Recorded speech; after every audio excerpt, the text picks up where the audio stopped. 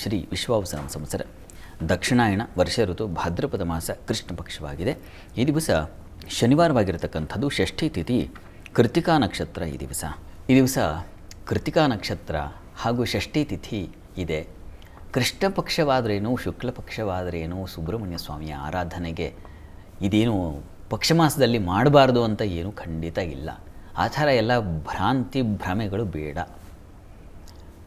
ದೇವಸ್ಥಾನಕ್ಕೆ ಹೋಗಲಿಕ್ಕೆ ಕೃಷ್ಣ ಪಕ್ಷದಲ್ಲಿ ಹೋಗಬಾರ್ದು ಅಂತ ಖಂಡಿತವಾಗಲೂ ಆ ಥರ ಮನಸ್ಥಿತಿ ಇದ್ದರೆ ದಯವಿಟ್ಟು ತೆಗೆದುಹಾಕಿ. ಈ ದಿವಸ ಸುಬ್ರಹ್ಮಣ್ಯ ಸನ್ನಿಧಾನಕ್ಕೆ ಹೋಗಿ ಬನ್ನಿ.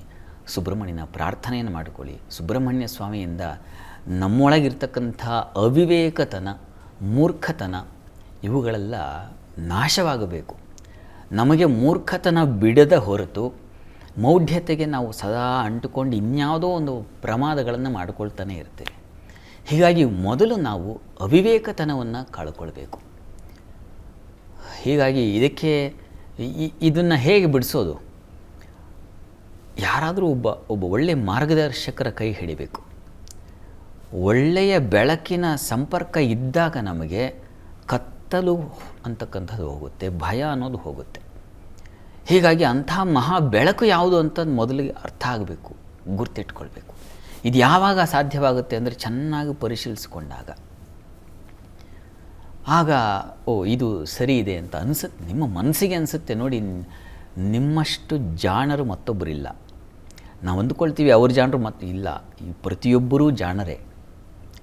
ಅವರವರ ಮಟ್ಟಿಗೆ ಆ ಬದುಕಿನ ಔನ್ನತ್ಯ ಏನು ಅಂತ ಖಂಡಿತ ಅವರ ಮನಸ್ಸಿಗೆ ಗೊತ್ತೇ ಇರುತ್ತೆ.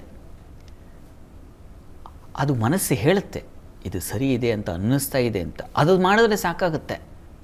ಉಪನಿಷತ್ತುಗಳಲ್ಲಿ ಎಲ್ಲ ಕಡೆ ದೊಡ್ಡ ದೊಡ್ಡ ಮಹರ್ಷಿಗಳು ವೇದಾಂತ ತತ್ವವನ್ನು ಚಿಂತನೆ ಮಾಡ್ತಕ್ಕಂಥವರೆಲ್ಲ ಇದೇ ಜಾಡೆ. ಅದು ರೈತನಿಗೆ ಅನುಭವಕ್ಕೆ ಬರಬಹುದು, ಒಬ್ಬ ನಿಜವಾಗಿಯೂ ಅಧ್ಯಯನ ಮಾಡ್ತಾ ಇರತಕ್ಕಂಥ ಒಬ್ಬ ಶಾಸ್ತ್ರಜ್ಞನಿಗೂ ಅರಿವು ಬರಬಹುದು.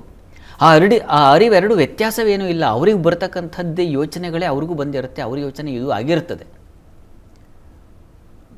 ಇದು ಸಾಮಾನ್ಯವಾಗಿದೆ, ಏನೂ ವಿಶೇಷ ಅಂತಲ್ಲ. ಈಗ ಈ ದಿವಸ ಸುಬ್ರಹ್ಮಣ್ಯ ಸನ್ನಿಧಾನಕ್ಕೆ ಹೋಗಿ ಯೋಗಕ್ಷೇಮ, ಇನ್ನೊಬ್ಬರಿಗೆ ಕೆಟ್ಟದ್ದು ಮಾಡದೇ ಇರತಕ್ಕಂತಹ ಬುದ್ಧಿ ನನಗೆ ಕೊಡಪ್ಪ ಅಂತ ಒಬ್ಬ ಸಾಮಾನ್ಯನಿಗೆ ಅರ್ಥ ಆಗಲ್ವೇನ್ರಿ? ಅದನ್ನೇ ಶಾಸ್ತ್ರದಲ್ಲಿ ಹೇಳಿರ್ತಕ್ಕಂಥದ್ದು, ಉಪನಿಷತ್ತು ಹೇಳಿರೋದು ಅದನ್ನೆಯ. ಹೀಗಾಗಿ ಇದು ಯಾರಿಗೆ ಗೊತ್ತಿಲ್ಲ, ಗೊತ್ತಿರೋದು ದೊಡ್ಡದಲ್ಲ. ಗೊತ್ತಿರುವ ದಾರಿಯಲ್ಲಿ ನಾವು ಹೆಜ್ಜೆ ಇಡಬೇಕು, ಕರ್ಮ ಕ್ರಿಯೆಗಳನ್ನು ಮಾಡಬೇಕು. ಕೆಲಸ ಬಹಳ ಮುಖ್ಯವಾದದ್ದು. ಕರ್ಮ ಕೌಶಲ್ಯವನ್ನೇ ಯೋಗ ಅಂತ ಹೇಳಿದ್ದಾನೆ ಭಗವದ್ಗೀತೆಯಲ್ಲಿ ಕೃಷ್ಣ. ಹೀಗಾಗಿ ಒಳ್ಳೆಯ ಕೆಲಸಗಳನ್ನು ಮಾಡ್ತಕ್ಕಂಥ, ಒಳ್ಳೆಯ ಚಿಂತನೆಯನ್ನು ಮಾಡ್ತಕ್ಕಂಥ ಇಂಥ ಒಂದು ಸ್ವಭಾವ ನಮ್ಮೊಳಗೆ ಸೇರ್ಕೋಬೇಕು. ಭಗವಂತನ ಆರಾಧನೆ, ಸೇವೆ ಇವುಗಳಿಂದ ಏನಾಗುತ್ತೆ ಅಂತಂದರೆ ಇದೇ ಉಂಟಾಗುತ್ತೆ. ಮೂರ್ಖತನ ಅಂತಕ್ಕಂಥದ್ದು ಹೊರಟೋಗುತ್ತೆ, ಮೌಢ್ಯತೆ ಅನ್ನೋದು ಹೊರಟೋಗುತ್ತೆ, ಸ್ಪಷ್ಟತೆ ಅನ್ನೋದು ನಮಗೆ ಕಣ್ಣಿಗೆ ಕಾಣಿಸುತ್ತೆ. ಹೀಗಾಗಿ ಇಂಥ ಒಂದು ಪಕ್ವವಾದ ಮನಸ್ಥಿತಿ ನಮಗೆ ಏರ್ಪಾಡಾಗಬೇಕು ಅಂದರೆ ಇಂಥ ಸಂಘ, ಇಂಥ ಒಂದು ಚಿಂತನೆಗಳು, ಇಂಥ ಆರಾಧನೆಗಳು ಇವುಗಳಿಂದ ಖಂಡಿತ ಒಂದು ದಿವಸ ಒಳ್ಳೆಯ ಆ ಗುರಿಯನ್ನು ತಲುಪಲಿಕ್ಕೆ ಖಂಡಿತ ಸಾಧ್ಯವಾಗುತ್ತೆ. ಇದಕ್ಕೆ ಎಷ್ಟೋ ಉದಾಹರಣೆಗಳಿದ್ದಾವೆ. ರಾಮಕೃಷ್ಣ ಪರಮಹಂಸರ ಕಥೆಗಳಲ್ಲಿ ನಮಗಿದೇ ಸ್ಪಷ್ಟತೆ ಗೊತ್ತಾಗೋದು. ರಾಮಕೃಷ್ಣರಿಗೆ ಈ ಬರ್ತಕ್ಕಂತಹ ಭಕ್ತಾದಿಗಳು ಮತ್ತೊಬ್ಬರು ಇವರ ಆ ಪ್ರಶ್ನೆಗಳೇನಾಗಿದ್ವು ಅಂದರೆ ಇವೇ ಸಾಮಾನ್ಯ ಪ್ರಶ್ನೆಗಳೇ. ಈಗ ನಮ್ಮಲ್ಲಿ ಸಾಮಾನ್ಯವಾಗಿ ಏನು ಜನರಲ್ಲಿ ಅಂತಂದರೆ ಸಂಪಾದನೆ ಅಲ್ಲಿಗೆ ಬಂದು ನಿಂತುಬಿಟ್ಟಿದೆ. ಸಂಪಾದನೆ ಹೆಚ್ಚಿಸ್ಕೋಬೇಕು. ಹೌದು, ನಿಜ. ಆದರೆ ಅದಕ್ಕೆ ಬೇಕಾಗಿರತಕ್ಕಂಥದ್ದು ಏನು? ಕ್ರಿಯೆ, ಕೆಲಸ ಮಾಡಬೇಕು. ಆ ಕೆಲಸ ಮಾಡುವ ಮನಸ್ಸಿಲ್ಲದೆ ನಮಗೆ ಕೇವಲ ಫಲದ ಬಗ್ಗೆ ಅಪೇಕ್ಷೆ ಇದೆ. ಕರ್ಮದ ಬಗ್ಗೆ ನಮಗೆ ಸುತರಾಮ್ ಇಷ್ಟ ಇಲ್ಲ. ಅರೆ, ನೀವು ಚೆನ್ನಾಗಿ ಕೆಲಸ ಮಾಡಿದ್ರೆ ಅದಕ್ಕೆ ಫಲ ನಿಶ್ಚಯವಾಗಿ ಬರುತ್ತೆ. ಹೀಗಾಗಿ ಕೆಲಸ ಮಾಡುವ ಕೌಶಲ್ಯವನ್ನು ಕಲ್ತ್ಕೊಳ್ಬೇಕಾಗತ್ತೆ.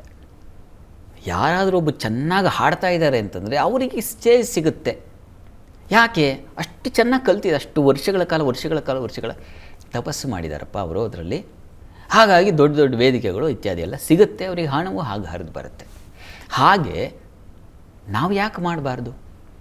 ನಾವು ಅಂದರೆ ಎಲ್ಲರೂ ಸೇರಿ, ನಿಮಗೆ ಯಾರಿಗೆ ಹಾಗೆ ಹಣ ಸಂಪಾದನೆ ಮಾಡಬೇಕು ಅಂತಿದೆಯೋ ಹಣಕ್ಕೆ ಬೇಕಾಗಿರ್ತಕ್ಕಂಥ ಬೇರನ್ನು ನೀವು ಸರಿ ಮಾಡಿಕೊಳ್ಳದೆ ಇದ್ದರೆ, ಒಳ್ಳೆಯ ಉಪನ್ಯಾಸಕ ಬೇರೆಯವರೆಲ್ಲ ಒಂದು ಗಂಟೆ ಲೆಕ್ಚರ್ ಕೊಟ್ಟರೆ ಈಗ ಕೊಡ್ತಾರೆ ಒಂದು 15,000 20,000. ನಮ್ಗೆ ಯಾಕೆ ಸಿಗ್ತಾ ಇಲ್ಲ ಅಂತಂದರೆ ನೀವು ಹಾಗೆ ತಯಾರಿ ಆಗ್ತಾ ಇಲ್ಲ. ನೀವು ಒಂದು ವಿಷಯದ ಬಗ್ಗೆ ವಿಶ್ವತೋಮುಖವಾಗಿ ಮಾತಾಡುವ ಶಕ್ತಿ ಇದೆಯಾ ನಿಮಗೆ? ಇಲ್ಲ. ಯಾಕಿಲ್ಲ? ಕೆಲಸ ಮಾಡ್ತಾ ಇಲ್ಲ ನೀವು. ಹೀಗಾಗಿ ಈ ಕೆಲಸ ಮಾಡೋದನ್ನು ನಾವು ಕಲ್ತ್ಕೋಬೇಕು. ಒಬ್ಬ ಅಡುಗೆ ಯಾವುದೋ ಒಂದು ಹೋಟೆಲ್ಲು ಚೆನ್ನಾಗಿ ಬರ್ತಾ ಇದ್ದಾರೆ ಜನ, ಯಾಕೆ ಅಂದರೆ ಚೆನ್ನಾಗಿ ಚಟ್ನಿ ಮಾಡ್ತಾರೆ, ಚೆನ್ನಾಗಿ ರವೆ ಎಷ್ಟು ಪ್ರಮಾಣದಲ್ಲಿ ಹಾಕಿದ್ರೆ ದೋಸೆ ಚೆನ್ನಾಗಿ ಅರಳುತ್ತೆ ಅನ್ನೋದು ಗೊತ್ತಿದೆ ಅವರಿಗೆ. ಅಲ್ಲಿ ಇರ್ತಕ್ಕಂಥದ್ದು ಹಣ ಎಲ್ಲಿದೆ ಅಂತಂದರೆ ಮಾಡುವ ಕೆಲಸದಲ್ಲಿ, ಕೌಶಲ್ಯದಲ್ಲಿ ಇರ್ತದೆ. ಅದನ್ನೇ ಯೋಗ ಅಂತ ಕೃಷ್ಣ ಹೇಳಿದ್ದು.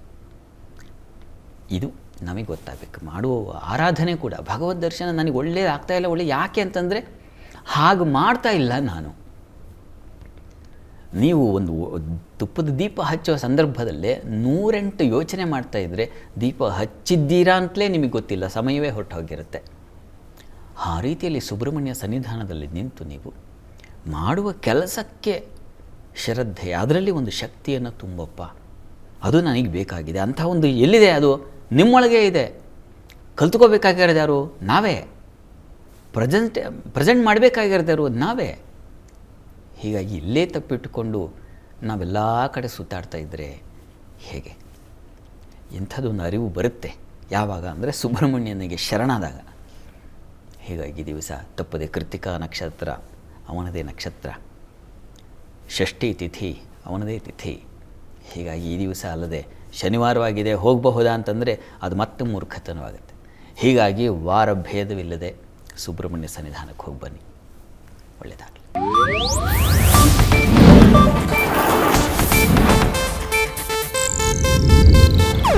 ಇದು ಏಷ್ಯಾನೆಟ್ ನ್ಯೂಸ್ ನೆಟ್ವರ್ಕ್ ಪ್ರಸ್ತುತಿ.